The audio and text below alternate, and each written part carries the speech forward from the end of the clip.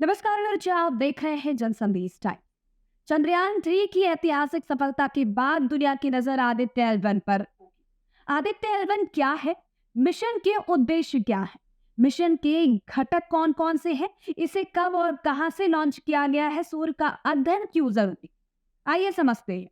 दरअसल भारत का महत्वाकांक्षी सौर मिशन आदित्य L1 और सौर कोरोना की बनावट और इसकी तपने की प्रक्रिया, इसकी तापमान, सौर विस्फोट और सौर तूफान के कारण और उत्पत्ति, कोरोना के कोरोनल लूप, प्लाज्मा की बनावट, वेग और घनत्व, कोरोना के चुंबकीय क्षेत्र की माप, कोरोनल मास इंजेक्शन की उत्पत्ति, विकास और गति, सौर हवाएं और अंतरिक्ष के मौसम को प्रभावित करने वाले कारकों का अध्ययन करेगा। चंद्रयान 3 मिशन की बड़ी सफलता के कुछ घंटों बाद ही इसरो के प्रमुख एस सोमनाथ ने आदित्य L1 मिशन की लॉन्च करने की घोषणा की थी। आज वो दिन है जब इस मिशन को लॉन्च किया गया है। बता दें कि श्रीहरिकोटा से इस मिशन को लॉन्च किया गया है। मिशन का प्रक्षेपण सुबह 11:50 पर किया गया।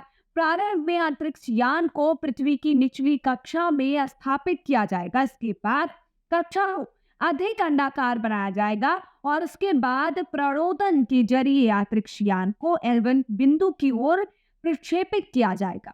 जैसे ही अंतरिक्ष यान L1 की ओर बढ़ेगा, ये पृथ्वी के गुरुत्वाकर्षण क्षेत्र से बाहर निकल जाएगा। यहाँ से बाहर निकलने के बाद क्रूज चरण शुरू होगा और बाद में अंतरिक्ष यान को L1 के चारों ओर एक बड़ी प्रभामंडल कक्षा में स्थापित किया जाएगा। जैसे कि माने तो लॉन्च से L1 तक के पूरे सफर में आदित्य L1 को लगभग 4 महीने लगेंगे। सूर्य निकटतम तारा है और इसलिए अन्य तारों की तुलना इसका अधिक विस्तार से अध्ययन किया जा सकता है। इसरो के मुताबिक सूर्य का अध्ययन करके हम अपनी आकाशगंगा के तारों के साथ साथ कई अन्य आकाशगंगाओं की तारों के बारे में भी बहुत कुछ जान सकते हैं। सूर्य एक अत्यंत गतिशील तारा है जो हम देखते हैं उससे कहीं अधिक फैला हुआ है। इसमें कई विस्फोटकारी घटनाएं होती हैं और इसके साथ ही सौर मंडल में भारी मात्रा में ऊर्जा छोड़ता है।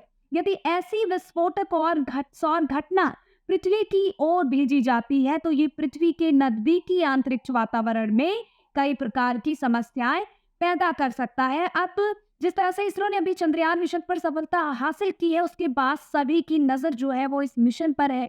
और हमने आपको बताया कि जो सूर्य है वो सबसे बड़ा तारा है, इसका अध्ययन किया जा सकता है। सूर्य का जब अध्ययन होगा उसके बाद बहुत सारी बातें जो है खुलकर सामने आएंगी। जिस तरह से चंद्रयान मिशन को लेकर भारत ने इतिहास रचा, एक बार फिर सबकी नजर भारत के इस मिशन पर आ टिकी है। ये मिशन आज लॉन्च किया गया है और ये कितना सफल होता है ये तो आने वाला वक्त बताएगा, लेकिन सभी की नजरें एक बार फिर से आकर भारत पर टिकी हुई है और इसकी चर्चा जो है वो लगातार हो रही है। इसरो के वैज्ञानिकों का अगर ये मिशन सफल होता है तो भारत एक और इतिहास रच देगा। इतिहास की श्रेणी में भारत एक और कदम आगे बढ़ जाएगा। फिलहाल के लिए इस खबर में बस इतना ही।